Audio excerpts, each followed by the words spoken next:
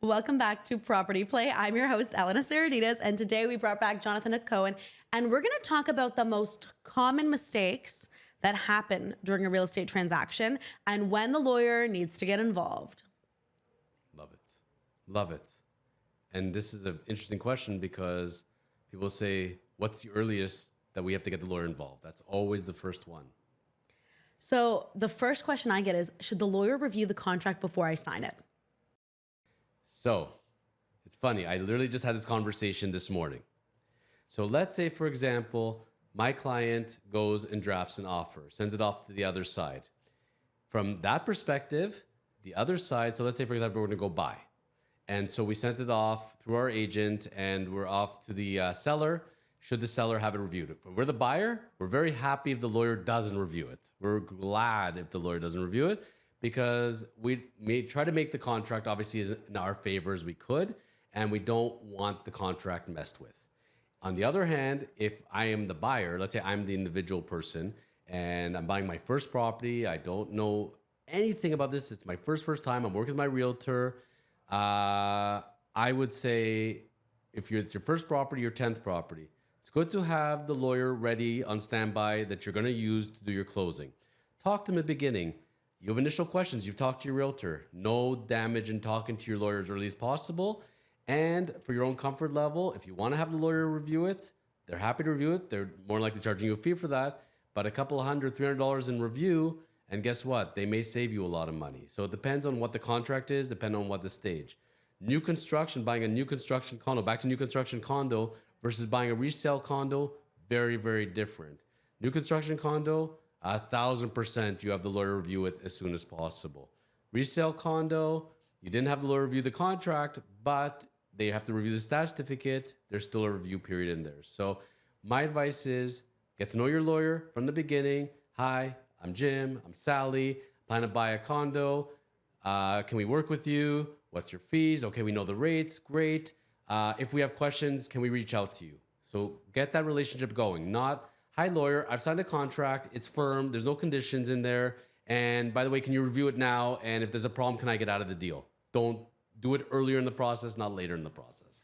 Okay, but wouldn't you say a regular agreement of purchase and sale, I don't want to say it's kind of dummy proof, but it was written by lawyers years ago. It's all fill in the blank.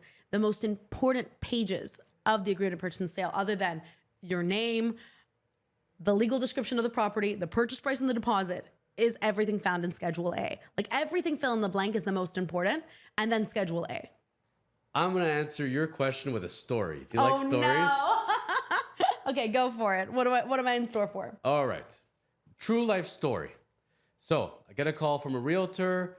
I know this realtor. They've been in the business, Lordy knows, 40, 50 years at least. They have been doing this for many years. They've sold millions of dollars worth of properties, okay? And so you think that they've done in their life, let's say, at least 1,000 transactions. So should have a very good handle on this thing. Letting me know I have a client and my office was a little busy and I drafted up the offer myself. I typed it up on my She's never done an offer before. I've done it. I've done it. I didn't have time. I actually have my typewriter and I went into my typewriter because I didn't know how to print it off my printer, which right away is already a big red flag. And they did this off. No conditions. Don't worry about it. It's so straightforward. We're going to sell the property. There's nothing in there. We're all good.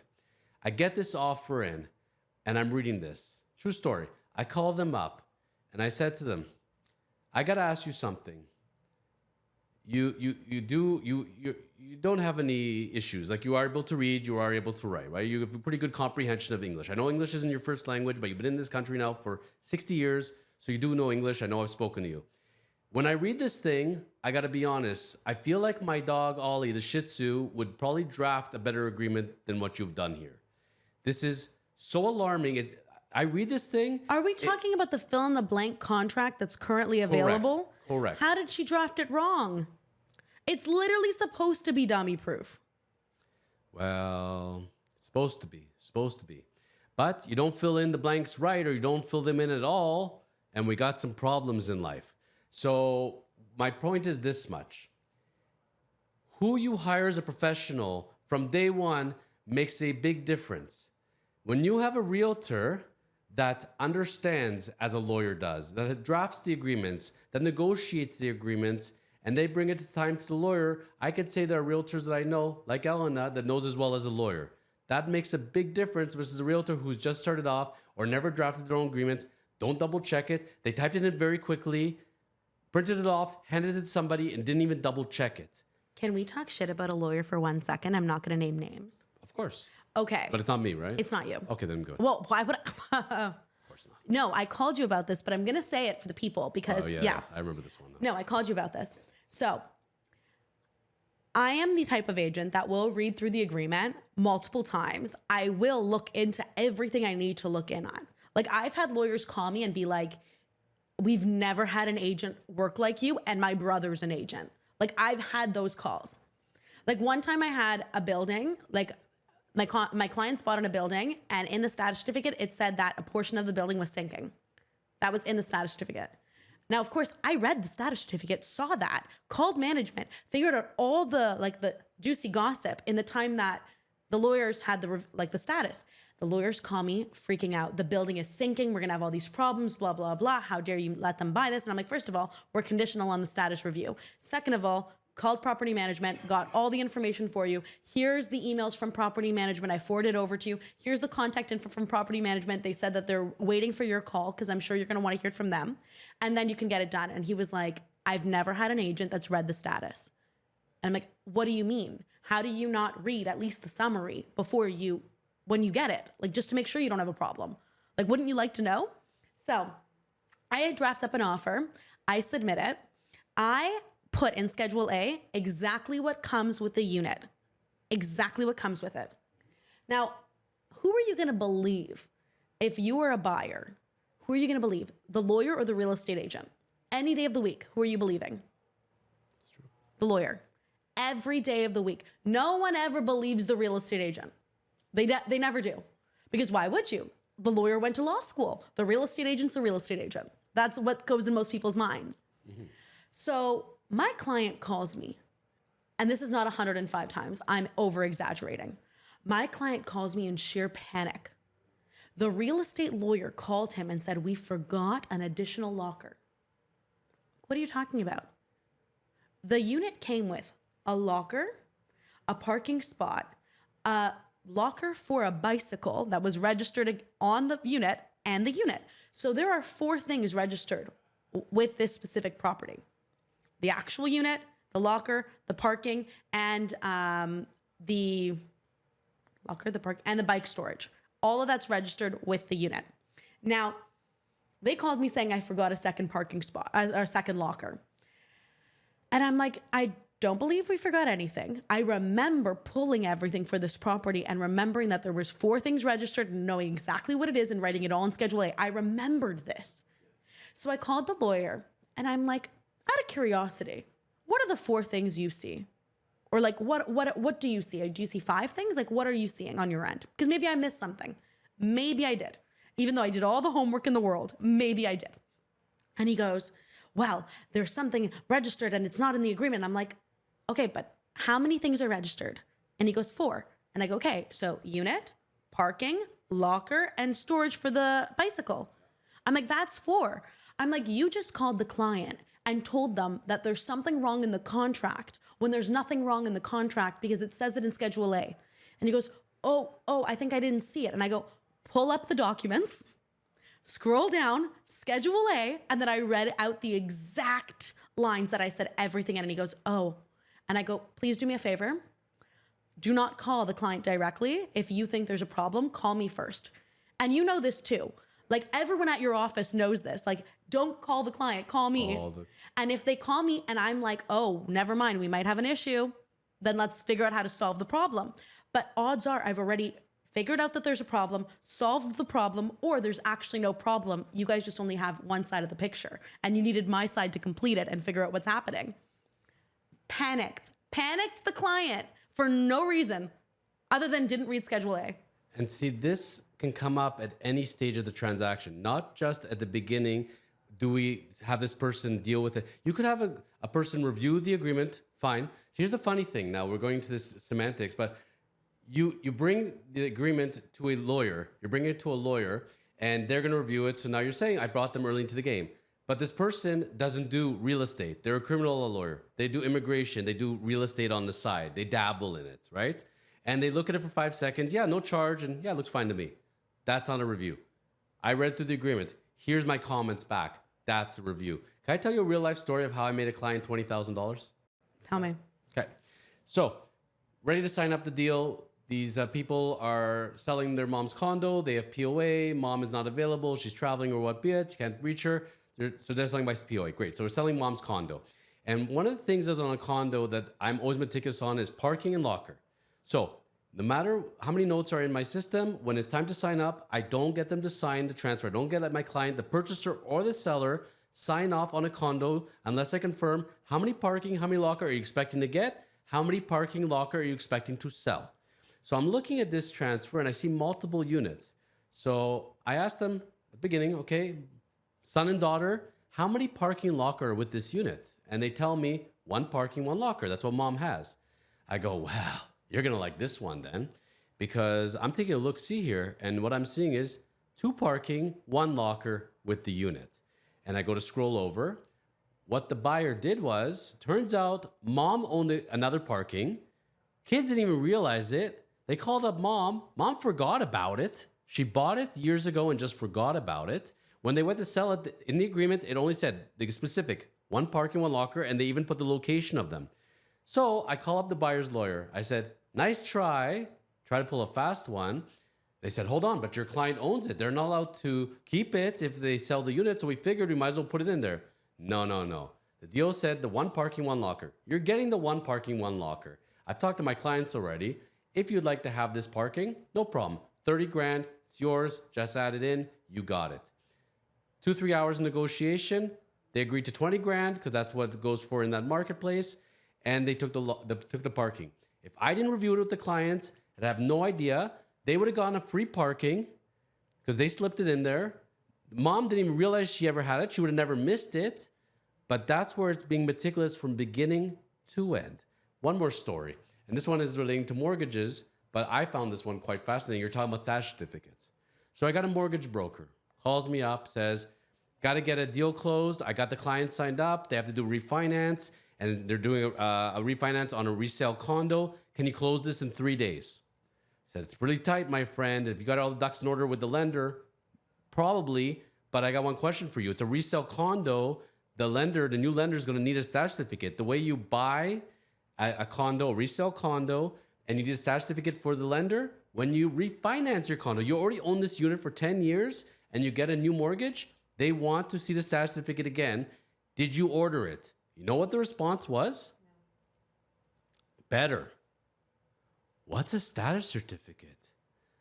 I said to him, bro, you're a mortgage broker for 10 years. You close how many deals as a mortgage broker? And you do condos and you don't know what a status certificate is? Whoa, I think it's time for you to go back to school. That's what I said to him. And I knew this person. That's alarming, is it not? Choose who you work with wisely.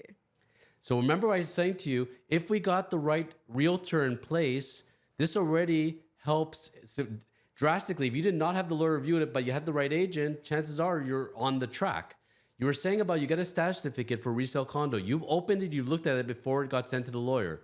You know how many realtors flip it to the lawyer without ever opening the email? We're on a tight schedule and I come back to them.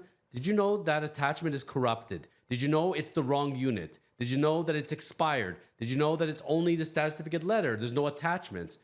Oh. Like, how do you send off important information, Elena, and be responsible for your client and not even open it yourself? Scary. But that's, I would say, at least half the realtors in the city do that. Find the right professional.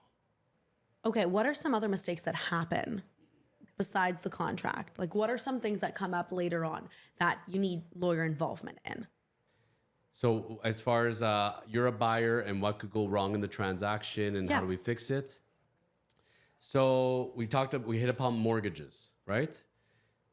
Asking your lawyer about the mortgage, getting the lawyer and the mortgage broker connected early on in the process. Very, very important. Because I can tell you as a lawyer, our law firm, how many times we have a closing, we haven't been given the mortgage broker information.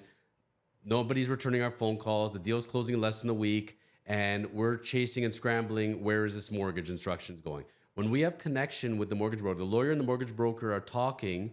The mortgage broker can come to the lawyer, ask certain information. We can provide it to them and help move the mortgage a lot faster. So another big mistake, not connecting the professionals. The realtor, the mortgage broker, the lawyer should always be talking from as early in the process as possible, because for the client, more stress-free. Those professionals can talk, figure out the answers very often without even having to involve the client, and it just gets done because they speak. What I usually tell clients too early on is you can use whoever you'd like. I'm not going to tell you who to use. If you want recommendations, I'll give you recommendations on people I've used before. But if you want someone specific, your cousin, your brother, your aunt, your whatever, that's completely fine. Just connect me to them. So I've had times where I've been like on the transaction. I'm like, if I'm not connected early, there's a higher likelihood that something will fall apart because someone will scare the person that's trying to buy a property for the first time instead of that person just talking to me. So I'll call them and say, we're going to put in an offer. We're all part of a team. Like, it doesn't matter who the mortgage broker and the lawyer are. All three of us now work together. It is our job to represent you, all of us together. So we're all going to work together until the deal gets done. And it'd be shocking how many times that I've called a mortgage broker and they're like, you're the first agent that's ever called me. And I'm like, this is how I operate. We're going to be a team. You're going to need to fund them, and I'm going to find them a property. And if I find them a property and you haven't looked at it, how do you know if we're going to run into a problem? So we're a team. We're not going to put in an offer without me talking to you first. You're going to know if the offer is going to be put in. You're going to know at how much, and you're going to know what the maintenance fees are. You're going to know how much the taxes are. You're going to be able to look up if it's on the blacklist for mortgages and it can't get a mortgage. You're going to be able to know this before we even put in an offer, so we can put our clients in a better position. The same thing with the lawyer. If the lawyer is looped in at like, here, this is our client. We're all mutually our clients. If you have a problem with the mortgage, call the mortgage broker. If you have a problem with something in the original documents, call me. Like, we're all working together. We're your team. Mm-hmm. So like, figure out a dream team. So now you got the team in place, right? You got the team in place. You got the right people in place. There's two game plans that I want a buyer to put together. And the problem is they don't always come with this game plan. So game plan number one, the example I give often is like this. You're buying your first property. Imagine we were going to buy a dry cleaning business. Okay, we're going to buy this business. What are the two sets of numbers you need to know? You need to know how much money you need to close, and you need to know how much money to operate it every month. What's the revenue coming in and what's the expenses? Your house is no different than the dry cleaning business. You're going to calculate out with the lawyer, the mortgage broker, the realtor. How much money do I need to close? How much money am I going to get financed? How much down payment do I need? Do I have the money in place? Can I close this thing? Then you're going to calculate what is roughly the amount of the monthly expenses. You're going to look at your revenue, your income from wherever your income comes, and can you run this thing as a business? Here's the money that comes in. Here's the money that's going to go out. And can I make this work? Very simple. That's game plan number one. Know your numbers. People not knowing their numbers, maybe they have enough to close and they realize, oh boy, I need $5,000 a month to run this thing, and I make $3,000 a month in extra money when all my other expenses are done. Well, there's a $2,000 deficit there. That's very simple math. The other one is having a game plan of how we're going to set up this infrastructure. So back to the dry cleaning business. Do I buy it in my own name? Do I open up a corporation? Do I want to own this thing as a corporation? I had a call the other day from a person, and they said to me, so I'm buying a property, I have my fiance, and we have to decide, and one's putting in 60%, one's putting in 40%, plus one of our parents are going to lend us money, so they want their security on that. That's simple, right? It's as unsimple as it gets. You're going to get a mortgage from a bank. Are you going to get a second mortgage? Do the parents have to get their own lawyer? Are you going to put in the equal amount of down payment? Are you going to own the property together? Are you going to own it separately with different percentages? So are we going to own it 60-40, 70-30, 80-20? Everything's possible. Everything's negotiable. But I said, I know you're in love and you're engaged. You're going to get married. But you got to think about this as a business. What if it was your sibling? What if it was your best friend? We have to figure out now. You're going to close in a month from now. Let's figure out now how we're going to close this. Who owes what money? And so setting up that infrastructure now, we're going to have less fighting come closing. So it's having a game plan on that. Game plan on money, game plan on setting up title and ownership. Those are two big mistakes that people leave to the last minute very often. And then the other thing I was going to ask is closing cost, because everyone always has questions after we've signed an agreement, everything is good. What are the closing costs? Like, what is associated with closing a property? Not that complicated. People make such a big thing about it. And guess what? They can go read a million blogs, and you go on our firm website. We've stated this many times. We have it up on our website. Not that complicated. I laugh because you have somebody who goes to buy their first property for $1 million. And they're asking me, what's the lawyer cost? The lawyer cost is the most minimal cost compared to all the other costs. First of all, you got land transfer tax. That's the biggie. So you got land transfer tax. Are you buying it in Ontario and it's in Toronto or outside of Toronto? Because Toronto has their own land transfer tax. So you go to buy in Toronto, you're paying 2 land transfer taxes. Are you a first-time buyer? So that makes a difference. And you get a rebate. They don't give you all the land transfer tax off. If I buy a $10 million house, I'm not paying 0 on land transfer tax. I'm getting $4,000 off one, let's say $4,800 off the other, whatever it works out to. So wait, I'm going to ask you another question because people ask me this. I know the answer, but it's good if we dumb it down and we talk to everyone as if they've never done this before. I know what the question is. You know what the question is going to be. Land transfer tax. Do I have to come up with the money up front and then I get credited it back? Or does it just get magically erased? I have stumbled upon lawyers that do pay the land transfer tax in full and make the client rebate back. That is wrong. A lawyer that understands real estate law, what happens is, Elena, we go in the computer system, we check off the right boxes, you only pay the difference on closing. You don't have to come up with all the money and ask for a rebate if you do it properly. But I warn people, you have to have a lawyer that understands. So we have to ask the right questions. Are you a Canadian citizen or permanent resident? Are you going to live in the property as your primary residence? Have you ever been married and had a spouse that owned property while you were married? And the kicker, have you ever had an interest in an eligible property anywhere in the world? Anywhere in the world. So if you owned 1% of any property ever anywhere in the world, you are disqualified. Even if you didn't live in that property, it was an interest in an eligible property. So we ask these probing questions ahead of time. Why? Because if you lie on the document and swear to the lawyer, yeah, I'm eligible, don't worry about it, and it's found out, you're going to pay back that rebate plus penalty. So this is where there is eligibilities, but you have to meet a certain criteria. Pretty simple. And the other thing, which another part is that people often ask me, so me and my spouse, we're both first-time buyers. We've never owned property. So do we get twice the amount of the rebate? No, you don't. You own the property together. You have 50, you have 50. Combined, you're getting 100% of the rebate. So what some people do is when they're single, I buy a property as single and I get the full rebate. My spouse, when they were single, bought a property, got full rebate. We come together, we're not eligible, but we each got the rebate at the time. 2 first-time buyers that buy the same property, yeah, you're losing a rebate because you're only eligible for up to the maximum. Can I tell everyone the little loophole in all this? Okay, if you guys are not married and one of you bought the property and the other one did not, one of you used the rebate, the other one did not.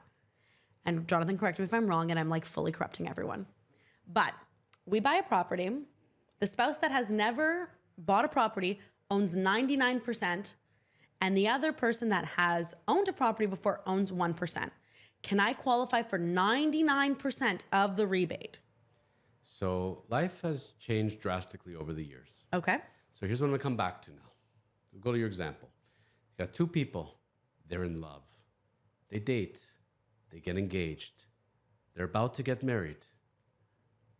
One owns a property. One doesn't.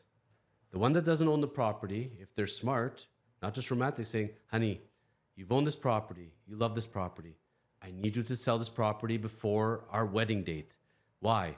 The second I go down that altar and I put the ring and I say I do, I say I don't to my rebate. So you sell that property, honey, and it's gone. So the date we got married, you did not own a property, which is amazing. So you don't own this property. I keep my rebate. Now, we've gotten married. We've gone on the honeymoon. We now have a pregnancy. We have our first kid on the way already. Let's go buy a property. The way it used to work back in the day, Elena, was like this. The spouse that did not own the property, they would buy the property 100%. Okay? Why? Because the other spouse was not eligible because they owned the property. If they went 50-50, that one spouse only got 50%. The government, in one stroke of wisdom, the only smart thing they've ever done in the history of real estate, they said, we know everybody's doing this. You buy it as 100%, then you transfer it as spouses because your spouses, you're allowed to do that with no land transfer tax, and now you become 50-50. As long as one spouse is eligible for the rebate at the time that they bought the property, they sold the property before the wedding. Now they're married. Now they're buying a property. They can buy it as long as they're buying it together. They're getting 100% of the rebate. You don't have to do 99.1. You don't have to do any of that stuff. You can buy it because one spouse is eligible. They get the full rebate. No more games. As long as they don't own any real estate at the time of purchase. At the time of before the wedding. If the spouse owns a property, so they're engaged. One person owns a property. They get engaged. Then they get married. The day of the wedding, that person still owns a property. Now this person is disqualified. The other person is disqualified by the other person owning the property and them being spouses. They have a potential interest in the property, even though they're not named on title. That's what disqualifies. Okay, but if I wanted to keep the property, all we had to do was buy a property before we're married and do the 99.1. Right?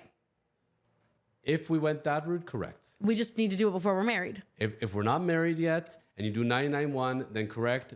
The unmarried couple, the person who has 99%, if they're a first-time buyer, will get 99% of the rebate. Yes, that's another loophole. So just something to say. And also that could happen with friends. That could happen with anything. Like if you're planning to buy real estate and you're buying it with someone that's a first-time buyer, doesn't mean you disqualify your first-time buyer rebates. Just work it into the agreement. Maybe we'll revamp this podcast to real estate loopholes with Elena and Jonathan and find out all these legal loopholes on how to save money. Someone's going to watch this and be like, time to like chop all of that off. Like, no, there's no loopholes. We're going to tighten our belts. There's nothing you can do. There are loopholes. But yeah, it's things that you wouldn't know unless you knew or unless you've gone through it. But there's been instances where, yeah, you're not a first-time buyer yet, but maybe someone else is. So going back to closing costs and what's actually associated and the things people forget, because we are talking about, mistakes people make when buying property. So we're talking legal fees, we're talking land transfer fees, we're talking what else? Title insurance. Okay. Those are your big three. So title insurance, percentage of the property. Land transfer tax, percentage of the property. So as your property price goes up, your land transfer tax goes up and your title insurance goes up. Title insurance, again, being very negligible compared to land transfer tax. From the lawyer standpoint, if it's $1,800, $2,000, whatever being, I have people in Toronto that they go and land transfer tax combined is $50,000, $70,000, $100,000. Paying two land transfer taxes could be expensive, but they want to own in Toronto. It's a one-time cost, and you just accept that that's where it's at, and everybody's in the same boat. It's not going to cost you that much if you're a first-time buyer, just letting you know. And also, you can do research online, type in your purchase price, and it will spit out every single thing that you owe. So out of all of this, is there any more hidden costs that people need to be aware other than legal fees, land transfer tax, title insurance? Very, very simple. We want to say in about 1 minute or less how calculations work when you go to close. So what happens is you're a first-time buyer. This is your first time doing this.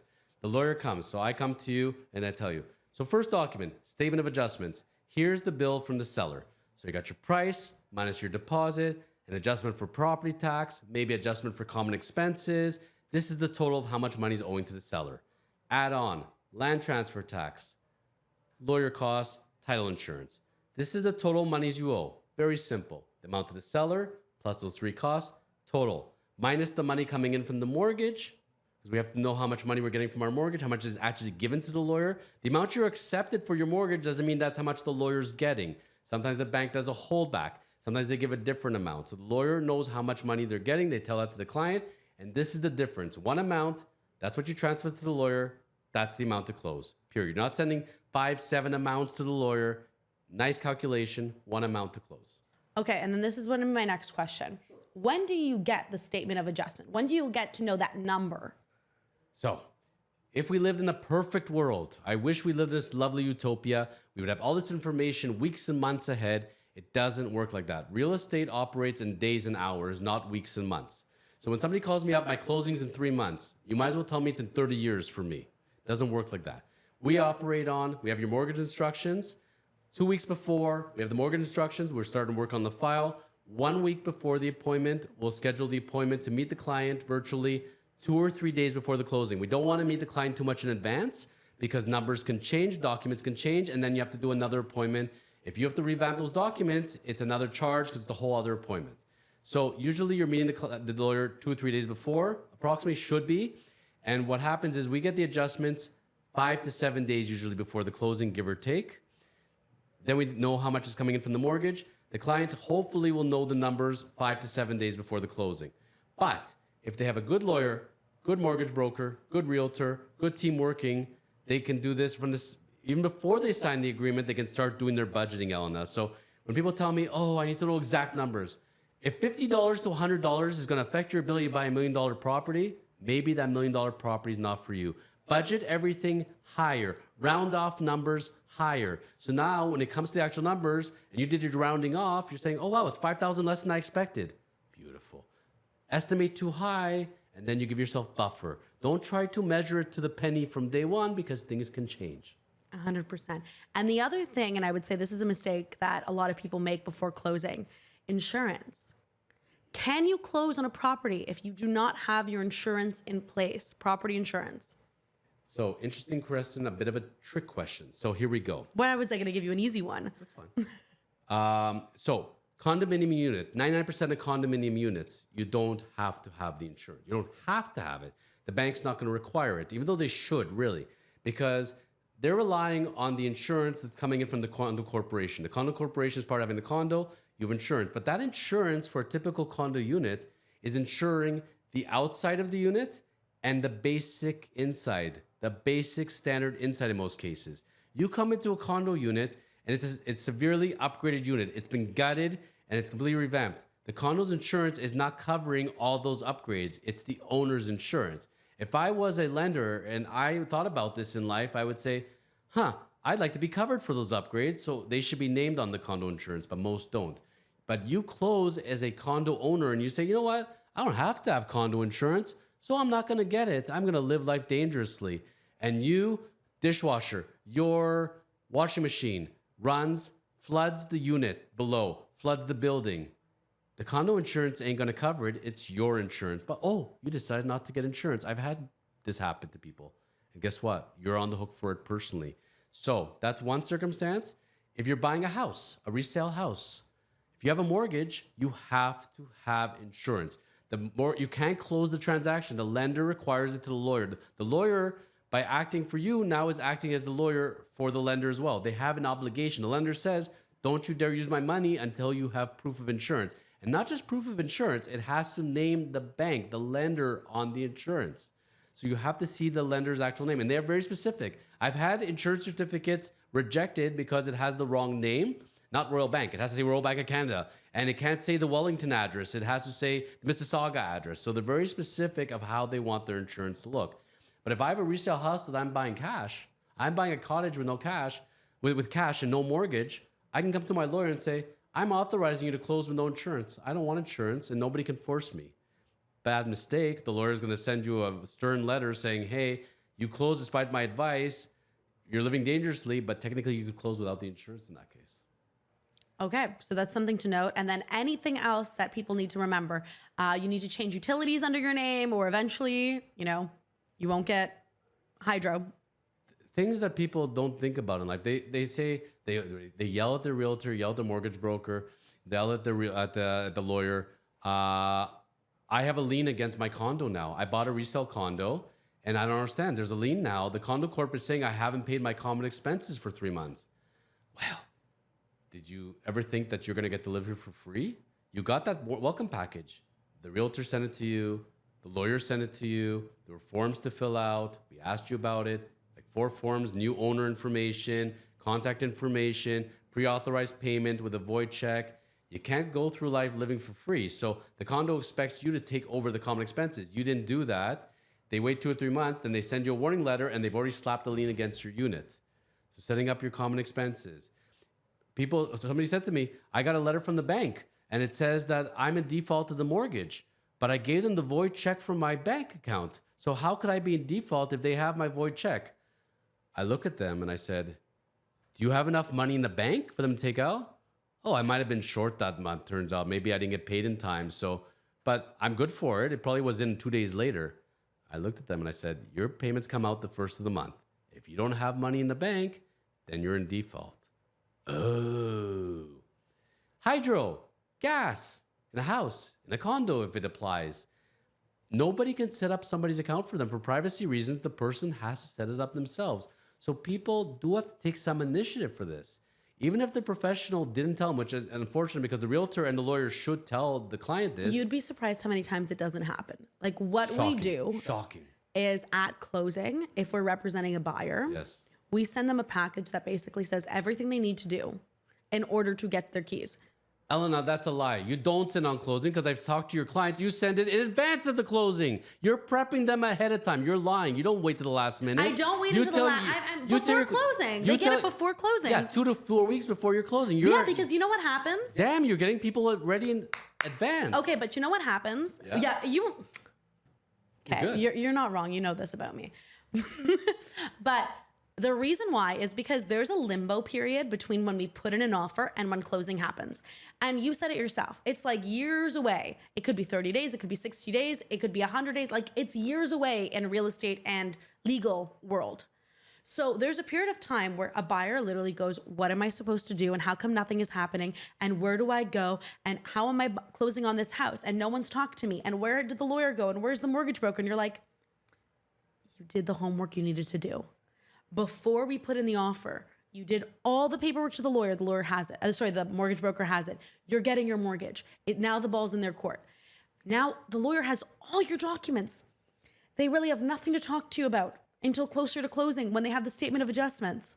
There is nothing more for you to do other than get yourself ready to close. Have you contacted these people? Have you filled out these documents? Have you done whatever? So I send it in advance so the client has something to do so they don't stress about having nothing to do. You know how many times I've had a client call me up, I don't understand, it's 2 weeks before my closing, why is anybody contacting me? And I asked them point blank, out of curiosity, is your mortgage finalized? They're like, no, I'm still shopping for the best rate. I'm talking to a couple different brokers. So you know you haven't finalized your mortgage yet. You know you're not ready to go. What do you expect a lawyer to do? Without mortgage instructions, without having your mortgage, we can't do nothing. Do you know that one time I closed on a property and the day of closing, I was still waiting for the statement of adjustments? It was not you. I'm saying it right now. It was not you. Yeah. I bought in Nova Scotia once upon a time, and like no bad things about Nova Scotia, but they move as if they're molasses. And it's like it's a slower pace of life. Everyone's more relaxed. I called the lawyer freaking out to the point where the lawyer called Dan, and Dan called me saying, did you yell at our lawyers? And I'm like, yeah, we have no statement of adjustment. I'm waiting at the bank. We have to close today. And they were just like, it's all good. Everyone's going to close. Everything is great. And I'm like, everything is not great. I'm waiting at the bank. How much do I owe? Just tell me the amount. So like last minute in Toronto is like 2-3 days before closing. You know your statement of adjustments. I had it for Nova Scotia like an hour before I was supposed to close, the day of closing. Like I think it was like 5 o'clock and I'm like, there's a time difference. I'm not even gonna be able to send the money in time. Can I tell you real life that happened to me? This is now a true life story. I'll talk about myself. Can I talk about my first real estate transaction ever? You can talk about it. Okay. So imagine I'm young, I'm in my 20s, I don't know better, right? And I see a billboard and there's a law firm in a mall and they have this set fee, like almost nothing. And I'm like, great, cheap, good, I'm young, I'm gonna go with them. I call up the law firm the day before my closing, okay? I said, hi, I gotta ask you something because I called you guys, I retained you. Do you know my closing is tomorrow? I've never heard from you. I've never got a letter from you. I don't have an appointment. I have no idea what's going on. Am I closing? What's going on? Oh. Yeah, can you come in tomorrow, 1 o'clock? And I'm like, for real? And they're like, yeah, I'll be fine. Don't worry about it. We got lots of time. I'm like, it's tomorrow. And I come in and I sit at the desk and this gentleman sits there with me and it's a different name on the desk. And I said, you're not so-and-so, obviously. And he says to me, oh, yeah. So I'm like semi-retired. They bring me in just to sign clients once in a while. And it was just the worst experience ever. I was so stressed right to the end. It's one thing about not hearing about it a month before, but the day before, and when I became a lawyer, it's one of the reasons I wanted to become a lawyer, honestly, was to help people close real estate deals. And I said, nobody's going to go through the experience I went through. So cheap lawyers over a mall, not so good. You get what you pay for. And also, you never know what you're going to run into unless you have a problem. Like there's 1,000,010 things that can go wrong. And until the problem's actually in front of you, you don't know how to solve it. It's like the cheap realtor. Let's say you went with a realtor. Oh, they'll do it for 1%. I have a lawyer. They'll do it for $100. Yeah. You're going to go close and sell your property and something goes wrong. Good luck in reaching them. They're going to say, I'm not getting paid anything. I'm not putting the effort. Or guess what? Now the bill is going up and you get what you pay for. Like I believe in full service the same way as you do. It's not about I have the deal, goodbye, I disappear. The deal has closed, an issue comes up, we stay through because it's all about relationships. It's not about the deal, it's about relationships. 100%. That's all the time we have today. Once again, it's Elena Saradidis with Property Play. And if you like content like this, make sure to like, follow, and subscribe.